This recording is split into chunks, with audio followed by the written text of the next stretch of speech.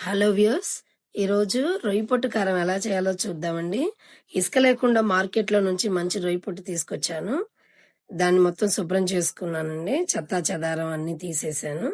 మందపాటి బాండి తీసుకొని దాంట్లో నూనె లేకుండా ఒక 10 ఎండుమిరపకాయలు వేయించుకున్నాను. అదే బాండీలో నూనె లేకుండా 1.5 కప్పు రొయ్యి పొట్టును కూడా వేయించుకున్నానండి. వేగిన వాసన వచ్చే వరకు వేయించుకుంటే సరిపోతుందండి. మిక్సీ జార్లో వేయించిన ఎండుమిర్చి, ఒక స్పూన్ కళ్ళుప్పు వేసి మిక్సీ చేసుకోవాలండి కచ్చాపచ్చా.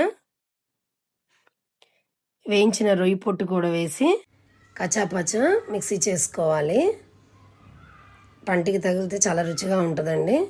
జీలకర్ర ఒక స్పూను, చిన్నులపాయలు ఒక 10 గబ్బాలు వేసి మిక్సీ చేసుకోవాలి.